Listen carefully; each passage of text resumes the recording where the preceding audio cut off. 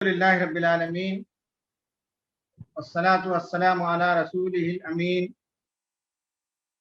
وعلى آله وأصحابه أجمعين إلى يوم الدين. قال الله تعالى في القرآن المجيد: فأعوذ بالله من الشيطان الرجيم بسم الله الرحمن الرحيم. وما هذه الحياة الدنيا إلا لهو ولعب وإن الدار الآخرة لهي الحيوان لو كانوا يعلمون. صدق الله العظيم. رب اشرح لي صدري ويسر لي أمري واحلل عقدة من لساني يفقهوا قولي. رب يسر ولا تعسر وتمم بالخير. سبحانك لا علم لنا إلا ما علمتنا إنك أنت العليم الحكيم. گراں قدر بزرگوں، نوجوان دوستوں، محترم ماؤں اور بہنوں، عزیز ساتھیوں، محترم ناظرین اور سامعین، میرے لیے یہ شرف کی بات ہے کہ آج رابطۃ العلماء تمل ناڈو کے اس پروگرام میں شرکت کی سعادت مل رہی ہے۔ پچھلے زمانے میں اس کا تصور بھی نہیں ہوتا تھا، لیکن آج دنیا کے کسی بھی گوشے میں آپ بیٹھے ہوئے ہوں، کسی بھی پروگرام میں ورچوئل میڈیم کے ذریعے سے شرکت ہو جا سکتی ہے۔ یہ اللہ تعالیٰ کا کرم ہے، احسان ہے، الحمدللہ۔ فزیکلی اپیئر ہونا ضروری نہیں ہے، بلکہ آپ ورچوئل میڈیم کے ذریعے سے کسی بھی پروگرام میں شریک ہو سکتے ہیں۔ مجھے انشاءاللہ آج وبا کی جو صورتحال ہے وہ، اور اس میں نفسیاتی صحت اور پھر اسلامی تعلیمات، ان موضوعات پر میں کچھ تفصیل سے بات کروں گا۔ یہ جو وبا آئی ہے 2019 دسمبر میں ووہان میں پہلی مرتبہ اس کے اثرات پائے گئے۔ اب اس وبا کو دنیا میں آئے ہوئے 1.5 سال سے زیادہ کا وقفہ ہو گیا۔ ابھی بھی یہ بات زیر بحث ہے کہ یہ نیچرل فینومینن سے ہوا تھا یا لیب انجینئرڈ ہے۔ اس کے پیچھے سپر پاورز کی سیاستیں ہیں جو ان مباحث میں لوگوں کو الجھائے رکھنا چاہتی ہے۔ بہرحال یہ صاحبان علم کے لیے، انٹلیکچوئلز اور دانشوروں کے لیے گفتگو کا موضوع ہے۔ عام لوگوں کے لیے یہ موضوع نہیں ہے۔ عام لوگوں کے لیے پینڈیمک ایک حقیقت ہے، وبا ایک حقیقت ہے، کووڈ-19 کا مرض ایک حقیقت ہے،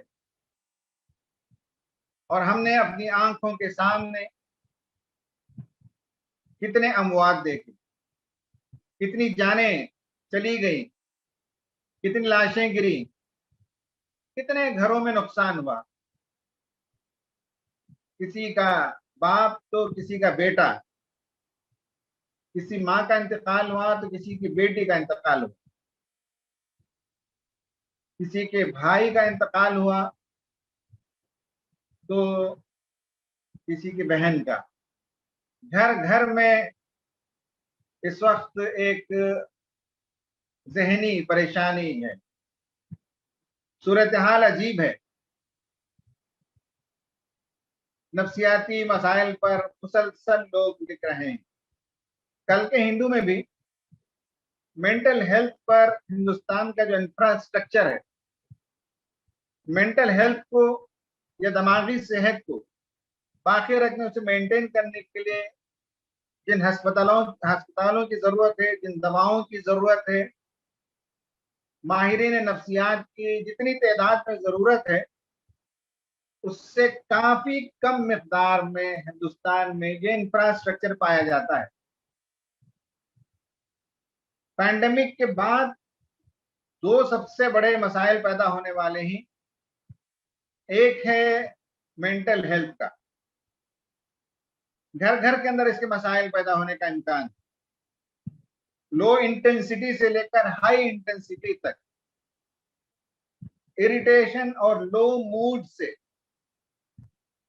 ٹراما کی کیفیت تک، میں لوگ مبتلا ہوں گے، اور دوسرا معاشی صورتحال کی ابتری، یعنی پینڈمک کا دور ختم ہوگا تو یہ دو بڑے موضوعات سماج کے لیے انتہائی پریشان کن ثابت ہوں گے۔ ہم نے دیکھ لیا کہ حکومتیں کتنی ناکام ہیں، اس میں آپ جیسے لوگ انسانیت سے محبت کرنے والے، انسانیت کی خیر خواہی کرنے والے، یہ اپنی بساط بھر کام کر رہے ہیں۔ آپ اور آپ جیسے بہت سے لوگوں نے این جی اوز بنا رکھا ہے، چھوٹی چھوٹی تنظیمیں بنا رکھی ہیں، کہیں آپ ایموشنل سپورٹ دے رہے ہیں، کہیں مینٹل ہیلتھ پر کام کیا جا رہا ہے، کہیں لوگوں کو غذا اور اناج پہنچایا جا رہا ہے، کسی جگہ مریضوں کی مدد کی جا رہی ہے آکسیجن کے ذریعے سے، دواؤں کے ذریعے سے۔ یہ اللہ کا احسان ہے کہ امت مسلمہ کو اس سنگین صورتحال میں میدان میں اتر کر کام کرنے کی اللہ تعالیٰ نے سعادت بخشی اور اس کا امیج بلند ہوا۔ وبا، نفسیاتی صحت اور اسلامی تعلیمات، یہ میرا موضوع ہے، لیکن میں سمجھتا ہوں کہ وبا کے موضوع پر مجھے تفصیل سے بات کرنے کی ضرورت نہیں ہے۔ میں نفسیاتی صحت اور اسلامی تعلیمات پر زیادہ فوکس کروں گا، البتہ وبا کے بارے میں ایک اہم نقطہ بیان کروں، اس پر آپ غور کیجئے، چونکہ مجھے بتایا گیا کہ یہ صاحبان علم کا، یہ علم دوست لوگوں کا اجلاس ہے، یہ علماء کی نشست ہے۔ اس لیے میں آپ کو بتانا چاہتا ہوں کہ دنیا میں جب ظلم بڑھتا ہے تو اس کی روک تھام کے لیے دو میکینزم وجود میں آنے چاہیے یا آتے ہیں۔ ظالم اس وقت تک ظلم کرتا ہے جب تک مظلوم اپنے آپ کو اس کے سامنے بچھائے رکھتا ہے۔ مظلوم جب تک نرم نوالا نہیں بن جاتا اس وقت تک ظالم کو ہمت نہیں ہوتی ظلم کرنے کی۔ مظلوم جب نرم نوالا بن جاتا ہے، مظلوم جب ولنریبل ہو جاتا ہے، تو ظالم وہ پوری قوت کے ساتھ ظلم کرتا ہے۔ لیکن جہاں مظلوم کھڑے ہو جاتے ہیں، ریزسٹنس دکھاتے ہیں، مقاومت دکھاتے ہیں، ظلم کا مقابلہ کرتے ہیں، ظالموں کے خلاف آواز اٹھاتے ہیں، تو پھر ظالم کی ہمت ٹوٹ جاتی ہے۔ ظالم کو ظلم کرنے میں گھبراہٹ ہوتی ہے، ظالم اتنی آسانی سے مظلوم پر حملہ آور نہیں ہوتا۔ آپ نے ڈسکوری چینل میں، اینیمل پلانٹ میں بہت سے مرتبہ دیکھا ہوتا ہے کہ شیر حملہ آور ہوتا ہے بھینسوں کے جھنڈ پر، لیکن جب دیکھتا ہے کہ بھینس کی طرف سے بھی حملہ ہوتا ہے تو شیر جیسا طاقتور جانور بھی سنبھل جاتا۔ ریزسٹنس، مقاومت،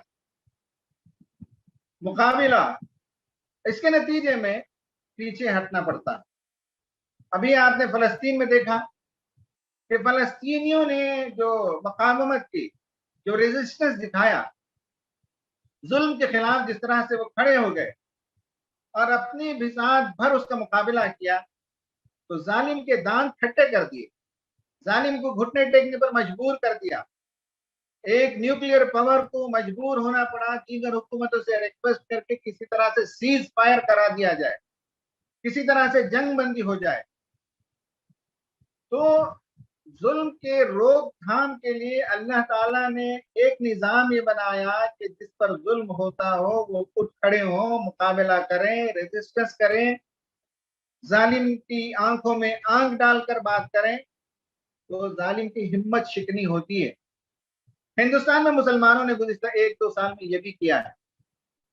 دوسرا یہ ہے کہ اللہ تعالیٰ انٹروین کرتا ہے، اللہ تعالیٰ کی جو سنت ہے وہ مداخلت کرتی ہے۔ فرعون ظلم کے جب عروج پر تھا، انا ربکم الاعلی جب کہتا تھا کہ مصر کی ندیاں میری وجہ سے بہتی ہیں، میں اس سرزمین کا بادشاہ ہوں، میں خدا ہوں، میں خدا کا اوتار ہوں، تو اللہ تبارک و تعالیٰ نے مستقل وبائیں بھیجی، بلائیں بھیجی، کبھی سرسوریاں، کبھی خون، کبھی ٹڈی دل،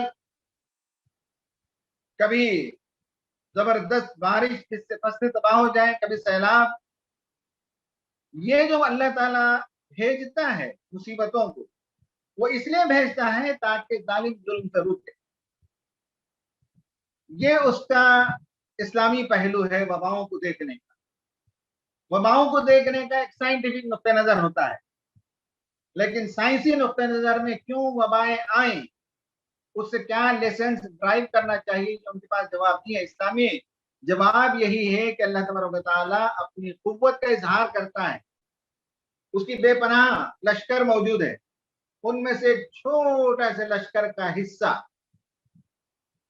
جو ایک نمک کا دانہ جو چھوٹا آپ استعمال کرتے ہیں، اس کا 10,000 ٹائمز اسمالر ہے یہ وائرس. ایک چھوٹا سا دانہ، کنکر نہیں. جو سالٹ ہم آیوڈائز سالٹ استعمال کرتے ہیں کھانے میں، اس دانے کا 10,000 ٹائمز اسمالر یہ وائرس ہے. آنکھوں کو نظر آنے والی چیز نہیں ہے. اللہ تعالیٰ نے اس سے بڑی بڑی قوتوں کو گھٹنے ٹیکنے پر مجبور کر دیا. اولا یرون انہم فی کل عام مرتن او مرتین ثم لا یتوبون ولا هم یذکرون. ہر سال اللہ تعالیٰ ایک مرتبہ، دو مرتبہ وباؤں کو، مصیبتوں کو، بلاؤں کو، آزمائشوں کو بھیجتا ہے. فرد کو بھی آزمائشوں سے گرفتار کرتا ہے، قوموں کو بھی. لیکن اس کے باوجود لوگ ہیں کہ نہ وہ اپنے رویے، غلط رویے سے پلٹتے ہیں اور نہ ہی نصیحت پکڑتے ہیں. یعنی یہ کہ لوگ توبہ کریں اور لوگ نصیحت حاصل کریں، اس کے لیے یہ وبائیں آتی ہیں. اور ظالموں کو روکنے کے لیے اللہ تعالیٰ اس طرح کی وبائیں اور بلائیں بھیجتا ہے. یہ اس کا اسلامک انٹرپریٹیشن ہے. یعنی ظلم جب حد سے بڑھ جائے تو ایک یہ ہے کہ مظلوم اگر کھڑا ہو جائے، آنکھ میں آنکھ ڈال کر بات کرے، مقابلہ کرے، مزاحمت کرے، ریزسٹنس کرے، تو ایک طریقہ یہ ہے ظالم کے خلاف اللہ تعالیٰ کھڑا کرتا ہے. اور دوسرا یہ کہ اللہ تعالیٰ کی سنت مداخلت کرتی ہے، اور یہ وبائیں اور بلائیں اس لیے آتی ہیں تاکہ ظلم کرنے والا رک جائے. وہ آگے بڑھ نہیں پاتا، وہ اپنے منصوبے پر عمل نہیں کر پاتا. اسے یہ مصیبتوں کو سنبھلتے نہیں، تو اور مظالم کہاں سے اٹھا سکتا ہے. یہ وباؤں پر ہے. اب ہم آتے ہیں کہ یہ جو پینڈیمک ہے، اس نے معیشت پر بھی اثر ڈالا، اس نے سیاست پر بھی اثر ڈالا، اس نے تعلیم کا پورا انفراسٹرکچر تباہ کر دیا. جوڈیشری تک میں اس کے مضر اثرات پیدا ہو گئے. حق و انصاف کی آواز لوگ اٹھا نہیں پاتے، سفر نہیں کر پاتے، بہت سے اس کے اثرات ہیں. لیکن آج میرا موضوع وبا کا میں نے ایک اسلامک ڈائمینشن پر گفتگو کی. دوسرا اس کا حصہ ہے وہ ہے دماغی صحت، مینٹل ویل بینگ. صرف اس پر میں بات کروں گا. وبا نے اور بہت سے اثرات چھوڑے. وبا نے زندگی کے اور بہت سے پہلوؤں پر زبردست شدید اثرات ڈالے. اس پینڈیمک نے جھنجھوڑ کر رکھ دیا سوسائٹی. لیکن اس میں صرف مینٹل ہیلتھ پر ہم بات کریں. یہ گھر گھر کی کہانی ہے. اس وقت ہندوستان میں یہ ڈیٹا نہیں مل رہا تھا. ہم صرف ویسٹ کے ڈیٹا پر گفتگو کرتے تھے مینٹل ہیلتھ پر. لیکن ادھر قریب میں کچھ ماہرین نفسیات نے بھی ڈیٹا جمع کیا. Tata institute of social studies, اس نے بھی اس پر کام کیا. نیشنل ڈیزاسٹر مینجمنٹ اتھارٹی جو حکومت کا ایک ادارہ ہے، اس نے 25 ریاستوں میں سروے کیا اکراس دی سوسائٹی. اور اس نے جو ڈیٹا جمع کیا ہے بہت ویلیبل ڈیٹا ہے مینٹل ہیلتھ پر، دماغی صحت پر. بہت ہی کارآمد باتیں ہمارے سامنے آئی ہیں جو ڈیٹا کی بنیاد پر، جو حقیقت پر مبنی، جو زمینی حقائق سے مستنبط، وہاں سے ڈرائیون فیکٹس ہیں یہ جو میں آپ کے سامنے اس وقت پیش کر رہا ہوں. لوگ شدید طریقے سے پریشان ہیں، ہم و غم کا شکار ہیں. انہیں جن گھروں میں بیماریاں ہو گئیں ان کو اچھوت ہونے کا ایک احساس پیدا ہو جاتا ہے. اس زمانے میں جو اثرات پیدا ہوئے ہیں اس کی تفصیلات اس میں ہمارے سامنے آتی ہیں. بتایا گیا کہ 38.2% ایسے لوگ اس وقت پائے جاتے ہیں جو شدید اینگزائٹی کا شکار. یہ ہے 38.2%. اور 10.5% وہ لوگ ہیں جو ڈپریشن کا شکار ہیں.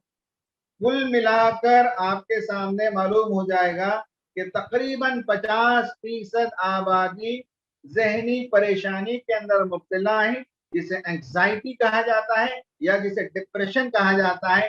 یہ دو امراض کے اندر لگ بھگ 50% آپ مان لیجیے 49% سم تھنگ ہوتا ہے. تو آدھی آبادی اس کا شکار ہے. اور 3/4 آبادی 74.1%. یہ سروے بتاتا ہے کہ مینٹل ہیلتھ کی کمی پائی جاتی ہے، دماغی صحت کی کمی پائی جاتی ہے. دماغی امراض ہونا ضروری نہیں ہے، لیکن دماغی طور پر صحت مند ہونا، مینٹل ہیلتھ کا پایا جانا، دماغی خوشحالی پایا جانا، یہ اتنی کمی ہے کہ 74.1%. اس کا مطلب یہ ہے کہ جس شہر میں آپ رہتے ہو ان میں 4 لوگوں میں سے 3 لوگ ذہنی طور پر پریشان ہیں، ان میں سے 2 لوگ ڈپریشن اور اینگزائٹی کے شکار ہیں. یہ ایک زبردست سروے ہے جو پورے ہندوستان کا 25 ریاستوں کا انہوں نے کیا ہے. یہ کیوں ہوا، اس کا تجزیہ میں آپ کے سامنے پیش کرنا چاہوں گا. نمبر 1 یہ ہے کہ ہوا یہ کہ گھروں میں لوگ محصور ہو گئے، روٹین ڈسٹرب ہو گیا. نمبر 1، ہر فرد کا ایک روٹین ہوتا ہے. کوئی 4 بجے اٹھتا ہے، تہجد کی نماز ادا کرتا ہے، تھوڑی سی ایکسرسائز کرتا ہے، فجر کی نماز ادا کرتا ہے، پھر نہا دھو کر آفس کو جانے کا ایک ٹائم ہوتا ہے، یا اس کی گاڑی آتی ہے یا اس کی بس آتی ہے یا بائک سے جاتا ہے یا کار سے جاتا ہے. جاب کرنے کے بعد دوپہر میں بریک لیتا ہے، دوستوں کے ساتھ کھانے پر باتیں ہوتی ہیں، شام میں 4 بجے واپس لوٹتا ہے. کوئی لوٹتے ہوئے سوشل ورک کرنے والا ہے تو کسی محلے میں جاتا ہے، کام کرتا ہے. کوئی گھر لوٹتا ہے، اپنے بیوی بچوں کے ساتھ وقت گزارتا ہے. 6-8 بجے نکلتا ہے پھر سودا ترکاری لانے کے لیے. ہر انسان کا ایک روٹین ہوتا ہے. طالب علم کا ایک روٹین ہوتا ہے، اس کے اٹھنے کا ٹائم، ڈریس اپ ہونے کا ٹائم، اس کے اسکول کی وین آنے کا ٹائم ہے، اسکول جانے کا ٹائم ہے، اسکول سے واپس آنے کا ایک وقت ہوتا ہے. اور اس کے بعد کھانا پانی کے بعد ٹیوشن کا ایک ٹائم ہوتا ہے، قرآن کے استاد آتے ہیں تو اس کا ایک ٹائم ہوتا ہے، کھیل کود کرنے کا ایک وقت ہوتا ہے. ڈسٹرپشن ہو گیا. 1.5 سال تک یہ پورا نظام الٹ پلٹ ہو. عورتوں کے لیے بھی انہیں معلوم تھا کہ اس وقت ناشتہ بنانا ہے، اس وقت شوہر کے لیے ٹفن تیار کرنا ہے. جب سب لوگ چلے جاتے ہیں تو عورت کے لیے تھوڑی دیر آرام کرنے کا وقت ہوتا ہے. پھر وہ اٹھتی ہے، گھر کو پاک صاف کر کے پھر کھانا وانا بناتی ہے، بچوں کے آنے کا انتظار کرتی ہے. جیسے بچے آتے ہیں تو انہیں کھانا وانا کھلاتی ہے. اس کا ایک روٹین ہوتا ہے. پوری طرح سے وہ روٹین ڈسٹرب ہو گیا. صبح سے شام تک کام اور کام اور کام میں وہ مبتلا ہے. بچے گھر میں، شوہر گھر میں، رشتہ دار گھر میں، اسے چھٹی نہیں ملی، باقی لوگوں کو چھٹی مل گئی تو اس کی ذہنی کیفیت بدل گئی. یہ ہے نمبر 1، ڈسرپشن آف روٹین. معمولات زندگی کا متاثر ہو جانا، اس نے نفسیاتی صحت پر اثر ڈالا. نمبر 2، اموبلائزیشن. نقل و حرکت پر پابندی لگ گئی، لاک ڈاؤنس لگ گئے. لاک ڈاؤن نہ بھی ہو تو لوگ بلا وجہ گھر سے باہر نہیں جاتے. ورنہ یہ تھا کہ نمازوں میں جاتے، نماز کے بعد کافی دیر تک دوستوں سے بات چیت ہوتی، پارکوں میں جاتے، ملاقاتیں ہوتی. اموبلائزیشن، نقل و حرکت پر جب پابندی لگ گئی تو ایک معنوں میں پیروں میں بیڑیاں پڑ گئی اور لوگ گھر میں محصور ہو گئے. اس نے بھی نفسیاتی صحت پر اثر ڈالا ہے. Number 3، loss of social connection. سماجی جو روابط تھے وہ متاثر ہو گئے. جیسے میں نے کہا کہ مرد ہوتے ہیں تو وہ مسجد سے آتے ہوئے باتیں کرتے ہیں، صبح میں واکنگ کرنے کے لیے جاتے ہیں یا ایکسرسائز کرتے ہیں تو پارکوں میں لوگوں سے ملاقاتیں ہوتی ہیں. اتوار کے دن اجتماع ہوتا ہے، مختلف اجتماعات میں لوگ جاتے ہیں اور بہت سی چیزیں ہوتی ہیں، شادیاں ہوتی ہیں. ان سب میں سوشل جو کانٹیکٹ ہوتا ہے وہ بالکل ختم ہو گیا اور انسان सोशल कांटेक्ट के बगैर जिंदा नहीं रह सकते, लेकिन सोशल कांटेक्ट खत्म हो गए। Number 3। Number 4, numbing out. Numbing out का मतलब है कि इंसान सोचता है और करता है, बहुत सी चीजें सोचता है और उसे अमली जामा पहनाता है। एक आदमी सोचता है कि आज मैं अम्मी से मुलाकात के लिए जाऊं, और अपने काम से आते हुए अम्मी से मुलाकात के लिए भाई के घर चला जाता। एक लड़का ये सोचता है कि स्कूल से आने के बाद आज क्रिकेट मैच के लिए जाना है दोस्तों के साथ। एक लड़की स्कूल से आने के बाद ये सोचती है कि आज मुझे सिलाई कढ़ाई के क्लास को जाना है, 2 घंटे की क्लास मुझे आज अटेंड करनी है। औरतें प्लान करती हैं, सोचती हैं कि आज फलां रिश्तेदार की इयादत के लिए या किसी के घर ताजियत के लिए जाना है, या कोई और मंसूबा शादी के लिए बनाती है। नंबिंग आउट का मतलब है कि इंसान सोचता है अमल करता है, सोचता है अमल करता है। अब ऐसा हुआ कि सोचता है वो हजारों चीजों के बारे में सोचता है, लेकिन एक भी अमल नहीं कर सकता। लॉकडाउन हो गया, नहीं जा सकता वहां, शादी में शिरकत नहीं कर सकता, सिलाई कढ़ाई की क्लास अटेंड नहीं कर सकते, बच्चे क्रिकेट खेलने के लिए नहीं जा सकते, फुटबॉल के लिए नहीं जा सकते, बच्चे पिकनिक पर नहीं जा सकते। नंबिंग आउट का मतलब है ख्यालात मुंजमिद हो जाए, इंसान सोचे और अमल करे, सोचे और अमल करे, सोचे और अमल करे, तो नई नई सोच पैदा होती है, नए नए काम इंसान करता है। यही तो इंसान की खूबी है। लेकिन ऐसा है लॉकडाउन ने और इस वबा ने ये कर दिया कि इंसान सोच नहीं सकता, इसलिए तो सोचने का फायदा कुछ नहीं, तो उसका जहन मुंजमिद होने लगा।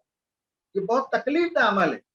मुंजमिद हो जाए, फ्रीज हो जाए, उसके जहन और फिक्र पर आइस पड़ जाए, बर्फ लग जाए, तो उसके नतीजे में वो कोई नया काम नहीं कर सकता। इंसान है ही, हर दिन नई चीज सोचता है, नया काम करना चाहता है। नंबिंग आउट ने भी उसके जहनी सेहत पर असर डाला है। Loss of sense of time, वक्त का एहसास खत्म हो गया।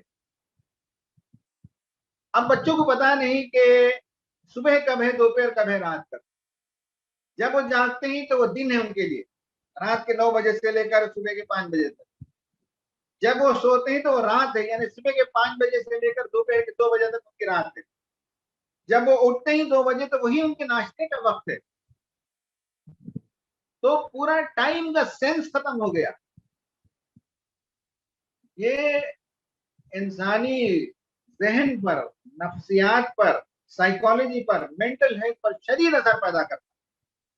अभी करीब में अमेरिका में एक टेस्ट हुआ था, अंधेरे गार में 1 हफ्ते के लिए बंद कर दिया गया, फोन वगैरह नहीं साथ में, टाइम का सेंस नहीं, कुछ खाने पीने की चीजें रख दी गई। तो रात कब हुई, दिन कब हुआ, दोपहर कब हुआ, सूरज गुरूब कब हुआ, सूरज तुलू कब हुआ, किसी चीज का एहसास नहीं। तो उसके नतीजे में इंसान की याददाश्त का जो सेक्शन है वो मुतासिर हो जाता है। वरना इंसान याद क्या रखता है। सुबह के अजान के वक्त ये वाक्य हुआ, दोपहर के खाने के वक्त बच्चा आया था घर में, 3 बजे ये वाक्य हुआ, शाम की ट्रेन में ऐसा वाक्य हो गया। ये पूरी मेमोरी जो है टाइम के साथ है। टाइम का सेंस खत्म हो जाए तो मेमोरी का एहसास खत्म हो जाता है। ये जहनी कैफियत उसकी मुतासिर हो गई। और लॉस ऑफ सेफ्टी, बीमारी लग जाएगी ये खौफ लाहिक है, जॉब चली जाएगी ये खौफ उसे लाहिक है, सोशल कांटेक्ट खत्म हो जाएगा ये डर उसे मौजूद है। तो बहुत से खौफ ने उसे घेर लिया है। और आखिर बात यह है कि सेंस ऑफ पर्पस, हर इंसान का कोई पर्पस होता है। कोई अपने ऑफिस में अपनी काबिलियत का मुजाहरा करता है, कोई क़यादत करता है, कोई मस्जिद का मुतवल्ली है, कोई इदारे का सदर है। हर आदमी का एक पर्पस है, उसके लिए जाता है, दौड़ धूप करता है, फंड जमा करता है, बिल्डिंग्स बनाता है, क्लासेस चलाता है, अदालतें चलाता है, बहुत से काम इंसान करता है। तो पर्पस खत्म हो गया। ये है अजीज दोस्तों, ख़वातीन और हजरात, नफ्सियात पर गहरे असरात, एंजाइटी, डिप्रेशन और loss of mental well being. ये 3 बड़ी बड़ी बातें मैंने की आज के इजलास के लिए। किसी और इजलास में और नफ्सियाती मसाइल पर हम बात करेंगे। मेंटल हेल्थ जिसे कहते हैं, नफ्सियाती सेहत जिसे कहते हैं, वर्ल्ड हेल्थ ऑर्गेनाइजेशन ने उसे इस तरह से डिफाइन किया कि इस खासकर पैंडेमिक में वबाई मर्ज का असर अफराद की जहनी सेहत पर पड़ता है। WHO ने बताया है कि दिमागी सेहत की वजाहत ये है कि एक ऐसी फलाहो बहबूद की हालत, यानी जहन में ऐसी खुशहाली पाई जाए जिसमें फर्द अपनी सलाहियतों का इदराक करे। मैं कौन हूँ, इस इंसान को मालूम होता है मैं जॉब करने वाला हूँ, मैं डॉक्टर हूँ, मैं इंजीनियर हूँ, मैं आलिम दीन हूँ, मैं खतीब हूँ, मैं औरत हूँ, घर की देखभाल करती हूँ, मैं खाना पकाती हूँ, मैं बच्चों की तीमारदारी करती हूँ। हर आदमी को अपनी सलाहियत का इदराक होता है। जिंदगी के मामूलात के दबाव से वो निपटता है। हर वर्ग जॉब में जाता है तो उसके मसाइल ही फेस करता है। औरत घर में जो उसके इश्यूज होते हैं उसे फेस करती है। और इंसान नतीजा खैज और समर आवर काम करता है। जब भी कोई काम करता है तो प्रोडक्टिविटी होती है। समर आवर फल लाता है। एक महीना काम करता है, कंपनी में प्रोडक्शन ले आता है। औरत घर में काम करती है, उससे घर में खाना बनता है, घर का मैनेजमेंट होता है, या और बहुत सी चीजें होती हैं। नफ्सियाती सेहत का मतलब ये कि ऐसी खुशहाली जहन में हो कि इंसान अपनी सलाहियतों को पहचाने, रोज के मामूलात के मसाइल को हल करे, निमट सके, और जो काम करे उससे नतीजा बरामद हो। ये जहनी सेहत है। और जहनी बीमारी सिर्फ जहनी सेहत की कमी नहीं है, बल्कि नफ्सियाती तौर पर इंसान इतना मुतासिर हो जाए कि वो सोच कर भी काम न कर सके, वो अपने कामों के नतीजे में फल पैदा न कर सके, वो अपनी सलाहियतों का इदराक ही करना भूल जाए, वो हालात का मुकाबला करने में शिकस्त खा जाए। इसलिए कि आए दिन मौत की खबरें, आए दिन बीमारियां, आए दिन परेशानियां, और सोशल मीडिया ने इस पर जबरदस्त असर डाला है। 350 million social media users India में पाए जाते हैं। यानी 35 करोड़ लोग सोशल मीडिया देखते हैं, और उसमें 1 करोड़ 2 करोड़ लोग होंगे 35 करोड़ में जो सोशल मीडिया से मुस्बत चीजें देखते हैं। बाकी बहुत बड़ी आबादी इससे सिर्फ मनफी चीजों से उनका जो है सामना होता है। किसी की मौत की खबर आती है, किसी की बीमारी की खबर आती है, गैस सिलेंडर नहीं होने के नतीजे में फला हॉस्पिटल में 25 लोग मर गए, गंगा नदी में इतनी लाशें बह रही हैं, नदियों के किनारे लोगों को लाशों को गाड़ दिया, कुत्ते उन लाशों को लेकर जा रहे हैं, लेबरर्स हैं कि माइग्रेट कर रहे हैं, हजारों किलोमीटर चले जा रहे हैं, पैर से खून रिस रहा है, लोग हैं कि भूखे मर रहे हैं लाइन में खड़े हुए। यानी ये कि सोशल मीडिया सारी दुनिया की बदतरीन खबरें, वो खबरें जो हिम्मत तोड़ दें, ऐसी खबरें जिससे इंसान के नफ्सियात पर असर पड़े, मायूसी की कैफियत पैदा हो जाए, रोने लगे, इसने भी नफ्सियाती सेहत पर असर डाला। ख़वातीन और हज़रात, सोशल मीडिया से आप कुछ अच्छी चीजें पा सकते हो तो उसका इस्तेमाल कीजिए, वरना बंद करके रख दीजिए कम से कम 5-6 महीने के लिए, जब तक ये वबा खत्म ना हो जाए। आप नफ्सियाती तौर पर महफूज रहेंगे। सोशल मीडिया में कितने वायरल होते रहते हैं, छोटी छोटी फिल्में आती, छोटे छोटे वीडियो क्लिप्स आते हैं, सब डराने वाले, धमकाने वाले, रुलाने वाले, हिम्मत शिकनी पैदा करने वाले। ये क्लिप्स, ये मैसेजेस बहुत ही बुरे होते हैं, इसलिए बंद कर दीजिए, निकाल दीजिए फेसबुक में, फोन से, सोशल मीडिया की बहुत सी चीजों में निकाल दीजिए। अगर आप कंट्रोल नहीं कर पाते, कंट्रोल कर सकते हो तो सिर्फ वो चीजें देखिए जो आपकी जहनी सेहत को बेहतर बना कर रख सकते हो, और उन चीजों से इज्तिनाब कीजिए जिससे आपकी जहनी सेहत पर असर पड़ता। अब आखिर बात मैं अपनी गुफ्तगू के इख्तितामी हिस्से पर आता हूँ, और वो है इस्लामी तालीमात इस ज़िम्मन में क्या है। कहने के लिए तो बहुत सी बातें हैं, लेकिन वक्त नहीं है और आपका ज्यादा वक्त नहीं लेना है। इस्लामी तालीमात में मैं 3 बातों पर फोकस करूंगा। एक है मर्ज, दूसरी चीज है मौत, और तीसरी चीज है रिस्क। यही 3 बड़े स्ट्रेस प्रोड्यूसिंग एलिमेंट्स हैं یعنی یہ وہ تین چیزیں ہیں جس سے انسان کی طبیعت میں تناؤ پیدا ہو رہا ہے، دباؤ کی کیفیت پیدا ہو رہی ہے، مرد ہو کہ عورت ہو کہ بچے ہوں، شدید پریشانی ان تین چیزوں کی وجہ سے۔ اور جن کے پاس خدا نہیں ہے، جن کے پاس مذہب کا صحیح تصور نہیں ہے، وہ ڈپریشن کا شکار ہو رہے ہیں، وہ اینزائٹی کا شکار ہو رہے ہیں، وہ ذہنی بیماریوں میں مبتلا ہو رہے ہیں۔ مسلمان بھی ہو رہا ہے، اس سے انکار نہیں ہے، لیکن اسے نکالنے میں آسانی ہے۔ اہل ایمان کو ہم بتا سکتے ہیں اور ذہنی کیفیت سے نکال سکتے ہیں، اسی کوششوں کا ایک نتیجہ ہے یہ جو اس وقت آپ کر رہے ہیں۔ مسلسل 8 دن سے آپ کی یہ جو پروگرام کیا ہے، اہل ایمان کو اس کیفیت سے نکالنے کی ایک بہت شاندار آپ کا پروگرام ہے۔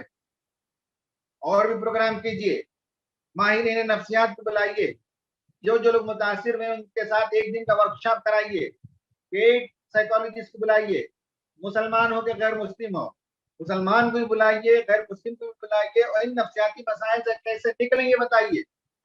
اس کے بھی آپ ورکشاپ کر سکتے ہیں۔ ابھی تو یہ آپ موٹیویشنل پروگرام کر رہے ہیں، دینی پروگرام کر رہے ہیں، لیکن اور بھی بہت سے سائنٹیفک پروگرام بھی کر سکتے ہیں جو اینزائٹی ڈپریشن وغیرہ ہے اس سے نکال سکتے ہیں۔ لیکن بہرحال ایمان ایک تعمیری رول ادا کرتا ہے۔ ایمان انسان کو مایوسی سے باہر نکالتا ہے، ایمان انسان کی افق کو بلند کر دیتا ہے، سوچنے کا زاویہ بدل دیتا ہے، ہمت پیدا کرتا ہے، عزم اور حوصلہ پیدا کر دیتا ہے۔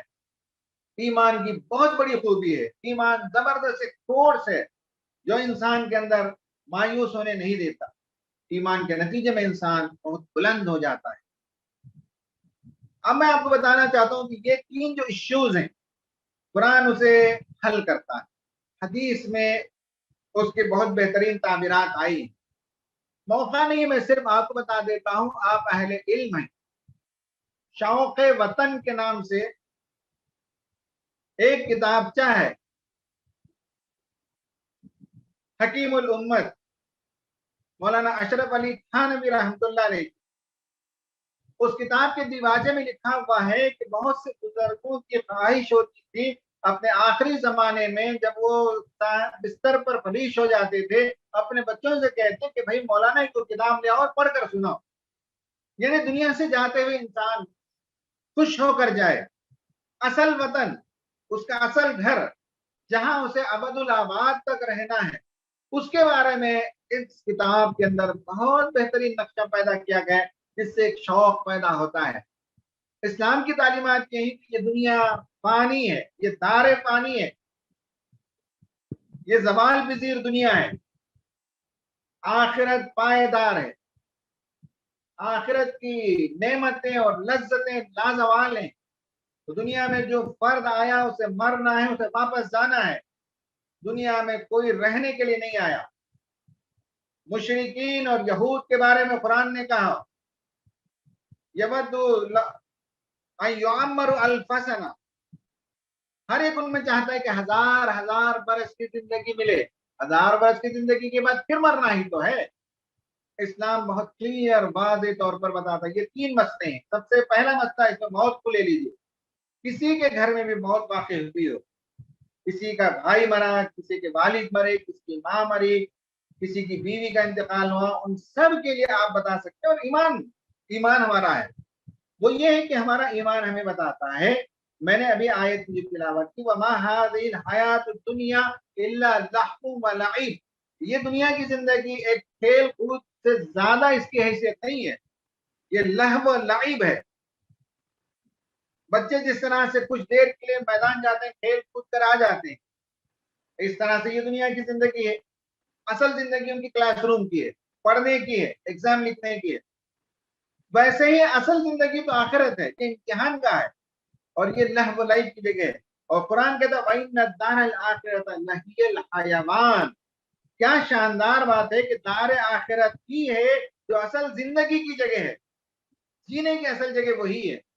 یہ دنیا تو مرنے کی ہے، یہ دنیا تو چھوڑنے کی ہے، اصل جینے کی جگہ قرآن بتاتا ہے وَإِنَّ الدَّارَ الْآخِرَةَ لَهِيَ الْحَيَوَانُ، اصل جینے کی جگہ آخرت ہے۔ لو کانوا یعلمون، کاش کے لوگ علم رکھتے کاش کے لوگ اس بات کو جان لیتے. حقیقت یہی ہے کہ آخرت کی زندگی پائیدار زندگی ہے. قرآن نے بتایا کہ کل نفس ذائقۃ الموت، ہر نفس کو موت کا مزہ چکھنا ہے.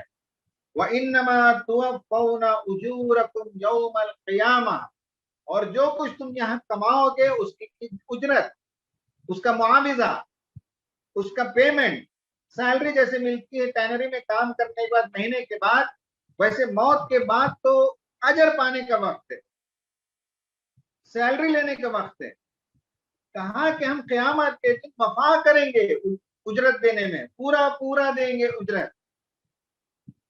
اس کا ثواب جو کچھ ہے بندے نے جو کچھ کمایا وہ پورے کا پورا وہاں دیا جائے گا. فمن زحزح عن النار وادخل الجنة فقد فاز، جو جہنم کی آگ سے بچا لیا گیا اور جنت میں داخل کر دیا گیا وہ کامیاب انسان ہے. وما الحیات الدنیا الا متاع الغرور، یہ دنیا کی زندگی اس کے سوا کچھ نہیں کہ ایک دھوکے کی ٹٹی ہے. یہ دنیا کی زندگی ایک دھوکے کا سودا ہے، ایک فریب ہے، ایک ڈسپشن ہے. انسان پائیدار سمجھتا ہے، ہاں پائیدار ہے. انسان سمجھتا ہے کہ ساری خوشیاں یہاں کی ہیں، نہیں، یہاں خوشی ملے غم ملے جانا ہے، اصل خوشی وہاں کی ہے. یہ آئیڈیا، یہ کنسپٹ پورا ذہن چینج کر دیتا ہے کہ جو گئے ہم سے وہ نقصان میں نہیں ہیں، جو ہم سے دور چلے گئے انہیں کچھ بھی غم نہیں. ہم غم میں ہیں کہ ہمارا بھائی چلا گیا، ہمارے بہنوں ہی چلے گئے، ہمارے رشتہ دار چلے گئے، ہم کو غم ہے، ان کو کچھ غم نہیں ہے. کیوں؟ مولانا نے شوق وطن میں اتنی حدیثیں کوٹ کی، جی چاہتا ہے کہ پوری حدیثیں میں آپ کو سناؤں لیکن وقت نہیں ہے. مولانا نے اس میں نبی کریم صلی اللہ علیہ وسلم کے حوالے سے بتایا. حضرت انس رضی اللہ تعالیٰ عنہ سے روایت ہے کہ رسول صلی اللہ علیہ وسلم نے فرمایا کہ طاعون، پینڈمک، وبا سے مسلمانوں کے لیے شہادت کا درجہ ملتا ہے. جو اس پینڈمک میں انتقال کر جاتے ہیں وہ شہید ہیں. بخاری اور مسلم کی حدیث ہے. حضرت ابو ہریرہ رضی اللہ تعالیٰ عنہ سے روایت ہے کہ نبی کریم صلی اللہ علیہ وسلم نے فرمایا شہداء 5 قسم کے ہیں. نمبر 1 طاعون میں مرنے والا، نمبر 2 پیٹ کے درد سے مرنے والا، نمبر 3 ڈوب کر مرنے والا، نمبر 4 جس پر مکان گر جائے مکان کے گر کر مرنے والا، نمبر 5 میدان جہاد میں شہید ہونے والا. یہ 5 لوگوں کو شہید کا درجہ دیا گیا. بخاری اور مسلم کی حدیث ہے، حضرت ابو ہریرہ سے روایت ہے. حضرت عائشہ فرماتی کہ میں نے رسول اللہ صلی اللہ علیہ وسلم سے دریافت کیا طاعون کے بارے میں، وبا کے بارے میں. طاعون ایک خاص قسم کی وبا ہے، یہ کووڈ ایک الگ وبا ہے، ہیضہ ایک الگ ہوتا ہے، الگ الگ قسم کی وبائیں ہوتی ہیں. بہرحال میں نے رسول اللہ صلی اللہ علیہ وسلم سے پینڈمک کے بارے میں، وبا کے بارے میں پوچھا. آپ صلی اللہ علیہ وسلم نے فرمایا یہ پینڈمک بعض کے لیے ایک طرح کا عذاب ہے کہ اللہ تعالیٰ جس پر چاہتا ہے بطور عذاب بھیجتا ہے، یعنی کفار کے لیے.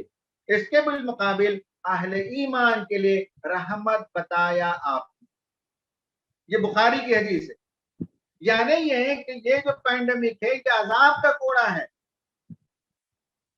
جو اللہ کا انکار کرتے ہیں، زمین پر ظلم کرتے ہیں، گناہ خون ریزی کرتے ہیں، جو لوگوں کا مال لوٹ کھسوٹ کر لیتے ہیں، جو عدل و انصاف نہیں کرتے، جو رعایا پروری نہیں کرتے، ان پر اللہ تعالیٰ کی طرف سے عذاب کا کوڑا ہے. اس کے بالمقابل یہی پینڈمک مومن کے لیے رحمت ہے. جو اس سے مر گیا وہ بہت اونچا مقام پا گیا، شہید ہے. اور آپ کو معلوم ہونا چاہیے، آپ علماء ہیں، آپ کو جانتے ہیں کہ مرنے کے بعد روحیں 2 جگہ جاتی ہے، کلین میں، ایک سجین میں، یا ان کا نامہ اعمال بھیجا جاتا ہے، جو بھی آپ اس کی تعبیر کریں. لیکن ایک تیسری جگہ ہے، عرش کے نیچے چراغاں ہیں، شینڈلیئر جسے کہتے ہیں، سونے کے چراغاں. رسول اللہ نے سمجھانے کے لیے بتایا. اس میں کچھ پرندے ہوتے ہیں، ہرے پرندے. شہیدوں کی روح ان پرندوں کے پیٹ میں رکھ دیا جاتا ہے اور وہ پرندے صبح شام جنت جاتے ہیں، جنت کا پھل کھاتے ہیں، جنت کے میوے کھاتے ہیں، جنت کا پانی پیتے ہیں. اور شام جب ہو جائے تو واپس لوٹ کر آتے ہیں اور اللہ تعالیٰ کے عرش کے سائے تلے نیچے جو چراغاں ہیں جو ان کے گھونسلوں کی طرح اس کو واپس لوٹ کر آتے ہیں. یہ تمثیل کے لیے اللہ کے رسول نے بتایا. ہم نہیں جانتے کہ سورج کا طلوع ہونا کیا غروب ہونا کیا ہے اور عرش کیسے ہے. عرش کے نیچے سونے کے شینڈیلیئر جو مسجد میں چراغاں جسے کہتے ہیں لشکر جسے ہماری زبان میں کہتے ہیں وہ سونے کے جو بنے ہوئے اس میں پرندے آ کر پھر رات بسیرا کر سمجھانے کے لیے آپ نے فرمایا. تو جو لوگ آپ کے گھر میں انتقال کر گئے وہ علین نہیں گئے, وہ سیدھے عرش کے سائے تلے چلے گئے. وہاں ہرے پرندوں کے پیٹ میں ان کی روح رکھی گئی اور یہ پرندے صبح شام جنت جاتے ہیں, میوے چکتے ہیں, دانا کھاتے ہیں اور وہاں خوب مستی کرتے ہیں, مزے کرتے ہیں. اور اڑنے والے پرندے ساری جنت ان کے لیے, گھومو پھرو اور واپس لوٹ کر آؤ عرش تلے. اور قیامت کے دن ان پیٹوں سے ان روحوں کو نکال دیا جائے گا, ان کے اصلی جسموں میں واپس اس روح کو لوٹا دیا جائے گا اور اس کے بعد اللہ تعالیٰ حساب کتاب کرنے کے بعد ایک اور مرتبہ جنت میں بھیجے. موت کے بارے میں یہ اور بہت سی شاندار حدیثیں جسے بہت ہی کم پڑھنے کا موقع ملا ہم لوگوں کو. جب مرتا ہے بندہ مومن اس کے لیے زمین کا ہر ٹکڑا خواہش کرتا ہے کہ یہ بندہ میرے پیٹ کے اندر آ جائے. فرشتے اس کی میت کے ساتھ چلتے ہیں. حدیثوں کو کوٹ کیا, موقع نہیں ہے, میں وقت کی کمی کی وجہ سے ان حدیثوں کے حوالے نہیں دے رہا ہوں. کہا کہ ہر بندے کے لیے دو دروازے ہی آسمان میں, ایک دروازہ جس سے رزق نازل ہوتا ہے, ایک دروازہ جس سے بندے کے اعمال خدا کی طرف پہنچتے ہیں. دونوں دروازے جب آسمان کے بند ہو جاتے ہیں تو دونوں دروازے قیامت تک روتے ہیں. اس لیے کہ مومن کا رزق آتا تھا وہ دروازہ بند ہو گیا. وہ دروازہ کہتا ہے کہ یہ تو میرے لیے شرط تھا کہ فلاں بندے کے لیے مجھ سے میری طرف سے رزق جاتا تھا, اور ایک نامہ اعمال پہنچنے کا, نیکیوں کے نامہ اعمال پہنچتے تھے, وہ دروازہ بند ہو جاتا ہے تو وہ دروازہ روتا ہے. رات قسم متشابہات, ہمیں ان کی حقیقتیں نہیں معلوم ہے. رسول اللہ نے بندے مومنین کو سمجھانے کے لیے باتیں بتائی کہ یہ دونوں دروازے آسمان کے قیامت تک روتے رہتے ہیں کہ جس کے ذریعے سے رزق آتا تھا, جس کے ذریعے سے نامہ اعمال جاتے تھے. جن کے گھروں میں موت واقع ہو گئی کچھ بھی گھبرانے رونے کی ضرورت نہیں. وقت ختم ہو رہا ہے, بس میں اور دو تین باتیں جلدی سے عرض کر کے بات کو ختم کرتا ہوں. دوسرا میں نے کہا کہ رزق کا معاملہ, بہت سے لوگ کی نوکریاں چلی گئی, بہت سے لوگ جاب لیس ہو گئے. ہمیں اسلام بتاتا ہے کہ ان اللہ هو الرزاق ذو القوة المتین. کہا کہ اللہ تعالیٰ ہی ہے جو رزاق ہے, روزی دیتا ہے, وہ بڑی قوت والا ہے. وہ جب چاہے جہاں سے چاہے رزق فراہم کر سکتا ہے, اور رزق کی تنگی میں مبتلا کرتا ہے تو وہ بھی اللہ تعالیٰ کی طرف سے کسی نہ کسی حکمت اور مصلحت کے تحت ہے, ورنہ ہمارا رزق طے ہے. اس رزق کو کھائے بغیر دنیا سے جاتے نہیں. بندے مومنین ان کے اندر کبھی کبھی رزق کی کمی کے نتیجے میں حوصلہ پیدا ہوتا ہے, نئی راہیں تلاش کرتا ہے اور نئے بزنس شروع کر لیتا ہے. قرآن بتاتا ہے کہ وَكَأَيٍّ مِّن دَابَّةٍ لَا تَحْمِلُ رِزْقَهَا. ایسی دوسری آیتیں ہیں کہ زمین میں چلنے پھرنے والا کوئی جانور, کوئی جاندار, کوئی چوپایا, کوئی کیڑا, کوئی مکوڑا ایسا نہیں ہے جس کے رزق کی ذمہ داری اللہ تعالیٰ کی ذمہ نہ ہو. اللہ یرزقها وإياکم, تم کو بھی اللہ تعالیٰ رزق دیتا ہے, تم کو بھی رزق دیتا ہے, اور وہو السمیع العلیم, تمہیں سنتا بھی اور جانتا بھی ہے. جانتا ہے کہ اس وقت تمہارا جاب چلا گیا, اس وقت تمہاری نوکری چلی گئی, اس وقت تم جاب لیس, اللہ تعالیٰ علیم جانتا ہے. اور سمیع, دعا کرو تو سنتا بھی ہے, راہیں کھولتا ہے. اس کے علاوہ کون ہے جو رزق دے سکتا ہے؟ اس نے جب ہمیں رزق ماں کے پیٹ میں دیا, ماں جو کھانا کھاتی اسے نوچ کر کھاتے تھے, ماں کے خون کے حصے کو پی کر ہم پلتے بڑھتے تھے. جب دنیا میں آئے تو اس نے ماں کی چھاتی میں دودھ پیدا کر دیا. بن مانگے اللہ تعالیٰ نے جب ہمیں پیٹ میں بھی رزق دیا, پیٹ سے واپس آنے کے بعد بھی اللہ تعالیٰ نے ہمیں رزق ماں کی چھاتی سے دیا. تو پروردگار دنیا میں ہمیں ہاتھ پیر دینے کے بعد, قوت دینے کے بعد رزق کے دروازے کیوں بند کر دے گا؟ رزق کے دروازے کشادہ کرے گا, وہ پکارو اسے. یہ دوسرا مسئلہ ہے جو ایمان ہمیں حل کرتا ہے. تیسرا مسئلہ ہے مرد اور شفا کا ایک پیچیدہ کنسپٹ ہے, موقع نہیں ہے اس میں بات کرنے کا, کہ بیماریاں آتی اس کے لیے بنیادی کارن انسان خود ہوتا ہے. لنگس کا کینسر آ گیا بیڑی سگریٹ پینے سے, پیٹ کا کینسر ہو گیا شراب پینے سے, ایڈس کی بیماری آ گئی ہومو سیکسولیٹی میں مبتلا ہونے سے. اکثر و بیشتر بیماریوں کے سلسلے میں یہ تجزیہ ہے کہ وہ انسان کے اپنے ہاتھ کی کمائی ہے, لیکن وباؤں سے جو بیماری آتی ہے وہ اللہ تعالیٰ کی طرف سے, وہ ٹیسٹ ہے, وہ آزمائش ہے. وہ اپنے نیک بندوں کو شہادت کا درجہ دینا چاہتا ہے اور اس کے ظالم بندوں کو سزا دینے کے لیے اللہ تعالیٰ مرض میں مبتلا کرتا ہے۔ اس کی کیفیت الگ ہے، عام حالات کی کیفیت الگ ہے، پینڈمک کی حالت الگ ہے۔ تو اس میں مرض اگر کوئی اس میں مبتلا ہو جائے تو شفا بھی وہی دینے والا، اس کے علاوہ کوئی شفا دینے والا نہیں ہے۔ آپ ہزار جتن کر لیجئے، آپ آکسیجن کا بیڈ لے لیجئے، آپ بڑے ہاسپٹل میں آپ وینٹیلیٹر لے لیجئے، آپ انجیکشن جو 600 700 800 روپے میں ریمڈیسیویر آپ 20,000 25,000 دے کر لے لیجئے، بچا نہیں سکتے اگر اللہ تعالیٰ نے شفا نہ لکھی ہو۔ اور اللہ تعالیٰ نے شفا لکھ رکھی ہو تو ہمارے دوست نے بتایا کہ ان کے رشتے دار ہاسپٹل میں جگہ نہیں تھی اور اس کے پیچھے انہی کا ایک بہت بڑا باغ تھا، بس باغ میں لے جا کر انہوں نے درخت کے نیچے سلا دیا، ٹھنڈی ہوائیں چلتی تھی اور آکسیجن کا کنٹینٹ زیادہ انہیں مل رہا تھا۔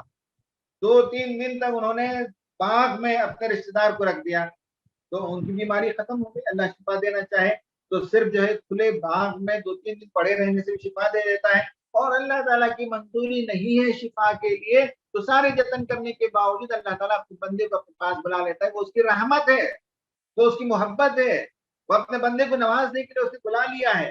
تو شفا ہمارے ہاتھ میں نہیں، کوشش کرنا ہمارا کام، انڈیور کرنا ہمارا کام ہے، لیکن شفا مل جائے تو بھی فبیہا، نہ ملے تو بھی شکر ہے اللہ تعالیٰ کا، زندہ بچ جائے انسان تب بھی شکر ہے، موت آ جائے تب بھی شکر ہے۔ یہ 3 پوائنٹس پر میں نے گفتگو کی ہے، موت، رزق اور شفا۔ میرے خیال سے آج کے لیے اتنی باتیں کافی۔ اللہ تعالیٰ سے دعا ہے کہ اس وقت جو عجیب و غریب صورتحال سے انسانیت گزر رہی ہے، اللہ سے ہم دعا کرتے ہیں کہ اللہ تعالیٰ ہمارے اندر اتنی طاقت نہیں ہے، ہمت نہیں ہے، حوصلہ نہیں ہے کہ ان آزمائشوں کو برداشت کر سکیں۔ جلد از جلد اس وبا کو ہم سے اٹھا لے، دور فرما دے۔ جن کو نصیحت کے لیے تو نے بھیجا انہیں نصیحت پانے کی توفیق عطا فرما دے۔ جن کو تو محبت سے شہادت کا درجہ دینے کے لیے بھیجا، جو لوگ مر گئے پروردگار ان کو شہید کا درجہ دے دے۔ جن کی روزی روٹی چلی گئی اللہ تعالیٰ انہیں اس سے بہتر ذریعہ پیدا فرما دے۔ اس مجلس میں اور یہ بات جہاں تک پہنچ رہی ہے ان میں سے جو لوگ مرض میں مبتلا ہیں، اللہ سے ہماری دعا یہی ہے کہ شفا دے دے اور دنیا میں اور زندگی دے دے۔ شفا نہ بھی ملے، زندگی نہ بھی ملے تو بھی اللہ تعالیٰ ہی کی رحمت ہے، لیکن ایک بندہ دعا کرتا ہے، تمنا کرتا ہے کہ دنیا میں جب آئے تو اور زندگی بسر اور انسانوں کی بھلائی کا کام کر کے جائے اور بچوں کی اچھائیوں کو اور ان کی ترقی کو دیکھ کر جانا چاہتا ہے۔ ایک تمنا ہے دنیا میں جب آئیں تو اللہ سے دعا کرتے ہیں کہ اللہ تعالیٰ بیماروں کو شفا دے، صحت دے اور جلد از جلد اس مصیبت سے انہیں نجات دے کر صحت و عافیت کے ساتھ انہیں گھروں میں واپس لوٹائے۔ ہماری ذہنی کیفیت کو اللہ تعالیٰ مضبوط کر دے، اور ذہنی جو خلفشار ہے، تناؤ ہے، دباؤ ہے، پریشانی ہے، ذہنی بیماری ہے، اللہ تعالیٰ ان سب سے ہمیں فارغ کر کے ذہنی صحت عطا فرمائے۔ آمین۔ وآخر دعوانا ان الحمد للہ رب العالمین۔